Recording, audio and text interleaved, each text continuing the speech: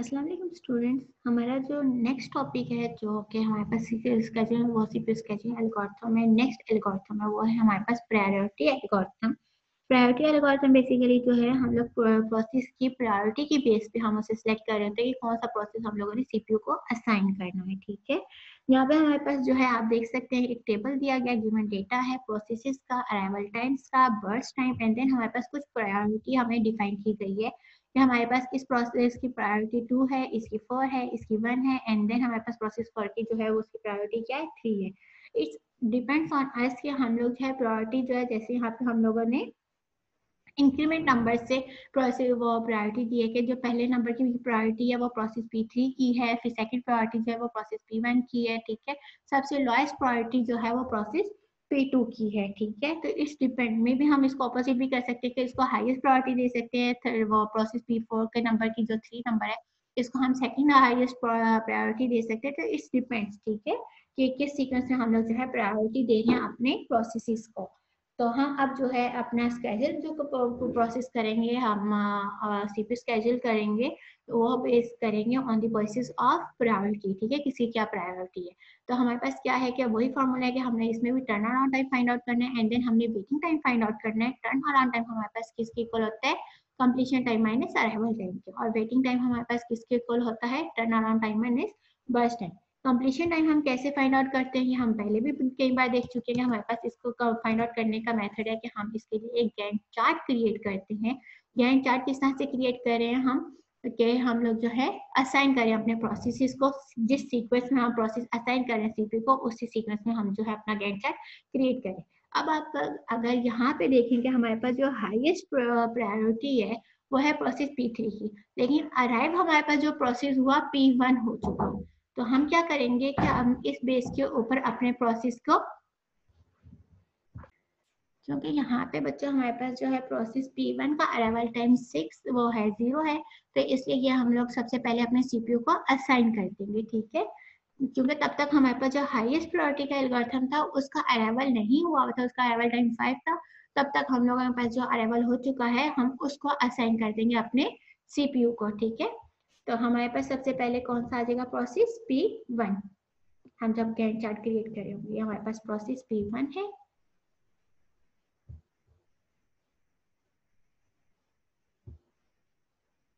मैं इसके ऊपर अगेन पहले मेथड की तरह यहीं पे P1 टाइप कर लेती हूँ। ठीक है, इसका स्टार्ट हुआ था ये कहाँ से,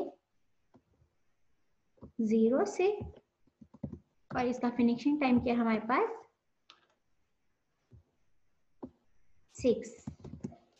ठीक है, तो ये 6 के ऊपर हमारे पास बच्चों क्या हुआ, इसका कंप्लीशन हो गया। देन हम लोग अब देखें तो जैसे ये 6 के ऊपर कंप्लीट हुआ तो हमारे पास तमाम के तमाम प्रोसेस अराइव हो चुकी हैं। ठीक है, अगर हम इनका अराइवल टाइम देखें तो ये तीनों के तीनों हमारे पास अराइव हो चुके हैं। अब हम क्या करेंगे कि हम लोग जो है इसके बेस के ऊपर हम क्या करेंगे, अपने एल्गोरिथम को असाइन कर रहे, अपने प्रोसेस को असाइन करेंगे। क्योंकि ये प्रायोरिटी बेस्ड है तो हम प्रायोरिटी देखेंगे। हाईएस्ट प्रायोरिटी किसकी है, प्रोसेस P3 की। तो हमारा जो नेक्स्ट प्रोसेस इसमें रन होगा वो हमारे पास कौन सा होगा, प्रोसेस P3। ठीक है, हमने प्रोसेस P3 को P3 असाइन कर दिया अपने सीपीयू को। सीपीयू P3 का हमारे पास 4 है बस टाइम, तो थोड़ा सा शेप इसकी उससे कम हो जाएगी। तो ये कौन सा हमारे पास प्रोसेस रन हो रहा है, हमारे पास अभी P3, और इसका चूंकि 4 है तो कंप्लीशन टाइम कहाँ पे जाके कंप्लीट हो रहा है, 10 पे, क्योंकि इसका बर्स्ट टाइम हमारे पास 4 है। तो ये हमारे पास टोटल इस वक्त हो गया 10। ठीक है, देन हमारे पास जो है प्रोसेस किस कौन सा है, 3 एंड 4 है। तो 3 की इसके बाद हमारे पास हाईएस्ट प्रायोरिटी है, तो हमारे पास नेक्स्ट रन जो होगा वो होगा प्रोसेस P4। तो P4 हम रन करेंगे नेक्स्ट, और P4 का हमारे पास जो है वो है टाइम ड्यूरेशन 3 बर्स्ट टाइम है हमारे पास उसका, यानी कि उससे मजीद छोटा हो जाएगा। ठीक है, कौन सा प्रोसेस हमारे पास P4, और ये हमारे पास है 13। तो हमारे पास ये रन होगा 13 तक। ठीक है, देन हमारे पास सबसे लोएस्ट प्रायोरिटी है P2 की, और P2 का बर्स्ट टाइम है हमारे पास 1, तो ये 1 तक रन होगा और 14 पे ये फिनिश हो जाएगा।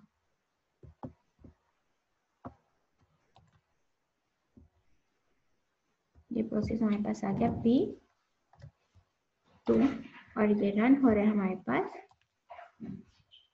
1 यूनिट, तो ये हमारे पास 14 पे कंप्लीट हो गया।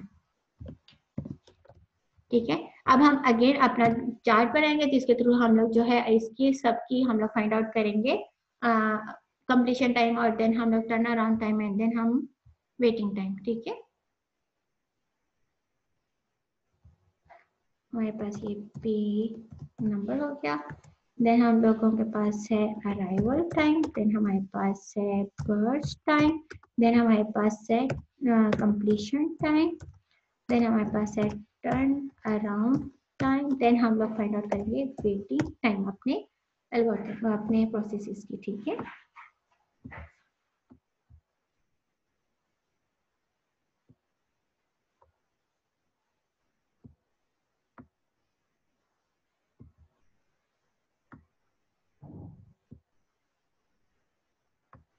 ठीक, process P1, P2, P3 and P for arrival time हमारे पास क्या था, इसका 6 था, फिर 2, फिर 5, देन 6।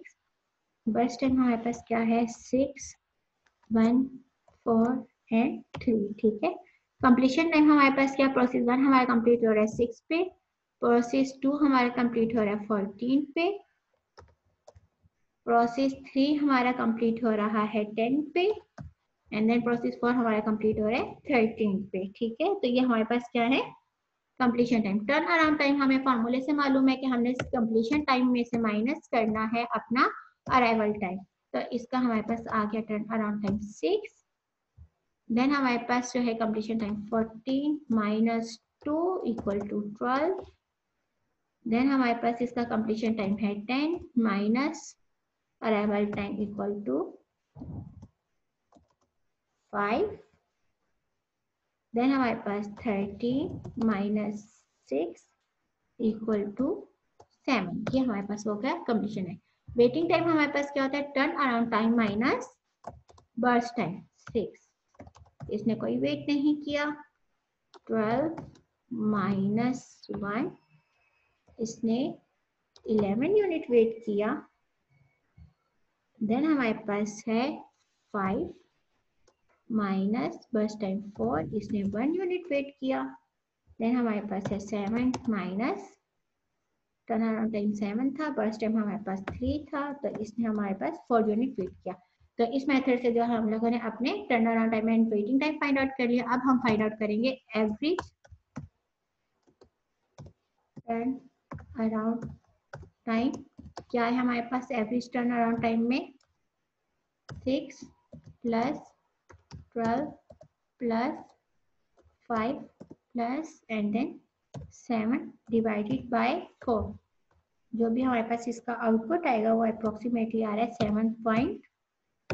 ठीक है, सिमिलरली अब हम फाइंड आउट करें एवरेज वेटिंग टाइम, जो कि हमारे पास क्या, वेटिंग टाइम हमारे पास इसका 0 plus 11 plus 1 plus 4 divided by 4।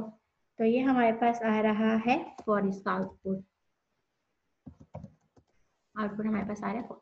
तो ये मेथड है बच्चों, हम लोग प्रायोरिटी के बेस पे जो अपने सीपीयू को जो एल्गोरिथम अपने प्रोसेस असाइन कर रहे हैं, ठीक है, स्केड्यूल कर रहे हैं, तो राउंड रॉबिन ये हम लोग प्रायोरिटी के बेस पे कि किसी प्रायोरिटी हाईएस्ट है किसकी लोएस्ट है, उसकी बेस पे हम लोग जो है अपने प्रोसेस असाइन करें अपने सीपीयू को। ठीक है, ये था हमारा प्रायोरिटी एल्गोरिथम। नेक्स्ट हमारे पास जो एल्गोरिथम है वो है शॉर्टेस्ट रिमेनिंग टाइम, जो कि मैं इसके नेक्स्ट लेक्चर में रिकॉर्ड करके आप लोगों के लिए अपलोड कर दूंगी। Thank you, Allah Hafiz.